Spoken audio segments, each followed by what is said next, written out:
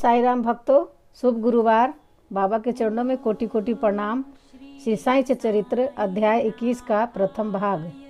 पहला श्री V.H. ठाकुर, दूसरा है श्री अनंतराव पाटनकर और तीसरा है पंढरपुर के वकील की कथाएं।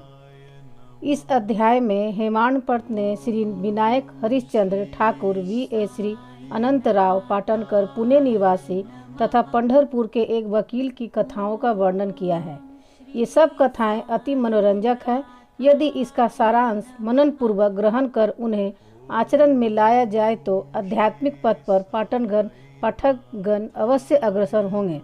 प्रारंभ। यह एक साधारण सा नियम है कि गत जन्मों के शुभ कर्मों के फलस्वरूप ही हमें संतों का सानिध्य और उनकी कृपा प्राप्त होती है। उदाहरणार्थ हेमाड़पंत स्वयं अपनी घटना प्रस्तुत करते हैं। वे अनेक वर्षों तक बम्बई के उपनगर बांद्रा के स्थानीय न्यायाधीश रहे। पीर मौलाना नामक एक मुस्लिम संत भी वहीं निवास करते थे। उनके दर्शनार्थ अनेक हिंदू, पारसी और अन्य धर्मावलंबी वहां जाया करते थे।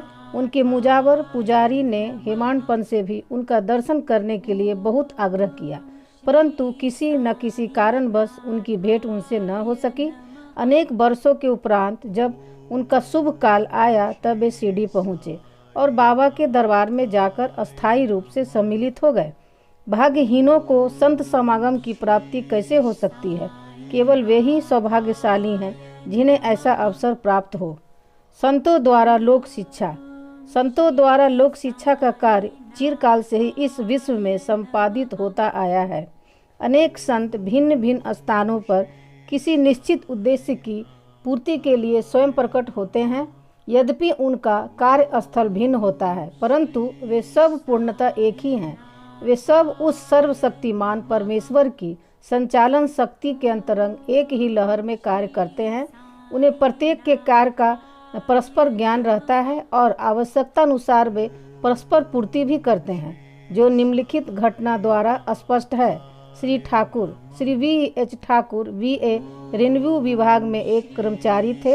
वे एक समय भूमि मापक दल के साथ कार्य करते हुए बेलगांव के समीप बड़गांव नामक ग्राम में पहुंचे। वहां उन्होंने एक कागड़ी संत पुरुष अप्पा के दर्शन कर उनकी चरण वंदना की। वे अपने भक्तों को निश्चय दासकृत विचार सागर नामक ग्रंथ, जो वेदांत के विषय में है, का भावार्थ समझा रहे थे। जब श्री ठाकुर उनसे विदाई लेने लगे तो उन्होंने कहा, तुम्हें इस ग्रंथ का अध्ययन अवश्य करना चाहिए और ऐसा करने से तुम्हारी इच्छाएं पूर्ण हो जाएंगी तथा जब कालांतर में तुम उत्तर दिशा में जाओगे तो सौभाग्यवश तुम्हारी एक महान संत से भेंट होगी, जो मार्ग प्रदर्शन कर तुम्हारे हृदय को शांति और सुख प्रदान करेंगे। बाद में उनका स्थानांतरण जुन्नर हो गया, जहाँ की नाने घाट पार कर वे जाना चाहता था। यह घाट अधिक गहरा और पार करने में कठिन था, इसीलिए उन्हें भैंसे की सवारी कर घाट पार करना पड़ा, जो उन्हें अधिक असुविधाजनक तथा कष्टकर प्रतीत हुआ। इसके पश्चात उनका स्थानांतरण कल्याण में एक उच्च पद पर हो गया और वहां उनका नाना साहेब चांदोरकर से परिचय हुआ। उनके द्वारा उन्हें श्री साईं बाबा के संबंध में बहुत कुछ ज्ञात हुआ और उनके दर्शन की तीव्र उत्कंठा हुई। दूसरे दिन ही नाना साहेब शिरडी को प्रस्थान कर रहे थे। उन्होंने श्री ठाकुर से भी अपने साथ चलने का आग्रह किया। ठाणे के दीवानी न्यायालय में एक मुकदमे के संबंध में उनकी उपस्थिति आवश्यक होने के कारण वे उनके साथ ना जा सके। इस कारण नाना साहेब अकेले ही रवाना हो गए। ठाणे पहुंचने पर मुकदमे की तारीख आगे के लिए बढ़ गई, इसीलिए उन्हें नाना साहेब का साथ न देने पर पश्चाताप हुआ। फिर वे शिरडी पहुँचे, वहाँ उन्हें ज्ञात हुआ कि नाना साहेब पिछले दिन यहाँ से चले गए हैं। वे अपने कुछ मित्रों के साथ, जो उन्हें वहीं मिल गए थे, श्री साईं बाबा के दर्शन को गए। उन्होंने बाबा के दर्शन किए और उनके चरण कमलों की आराधना कर अत्यंत हर्षित हुए। उन्हें रोमांच हो आया और उनकी आंखों से अश्रुधाराएं प्रवाहित होने लगी। त्रिकालदर्शी बाबा ने उनसे कहा, इस स्थान का मार्ग इतना सुगम नहीं जितना कि कागड़ी संत अप्पा के उपदेश या नाने घाट पर भैंसे की सवारी थी। आध्यात्मिक पथ पर चलने के लिए तुम्हें घोर परिश्रम करना पड़ेगा, क्योंकि वह अत्यंत कठिन पथ है। जब श्री ठाकुर ने सार गर्भित सर्व सुने, इसका अर्थ उनके अतिरिक्त और कोई न जानता था, तो उनके हर्ष का पावार न रहा और उन्हें कागड़ी संत के वचनों की स्मृति हो आई।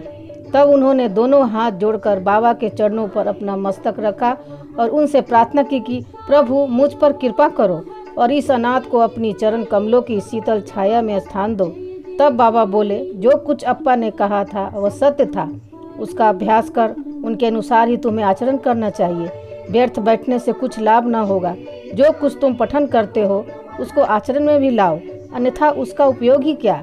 गुरु कृपा के बिना ग्रंथालोकन तथा आत्मभूति निरर्थक ही है। श्री ठाकुर ने अभी तक केवल विचार सागर ग्रंथ में सैद्धांतिक प्रकरण ही पढ़ा था, परंतु उनकी प्रत्यक्ष व्यवहार प्रणाली तो उन्हें सीढ़ी में ही ज्ञात हुई। एक दूसरी कथा भी सत्य और अधिक सशक्त प्रमाण है।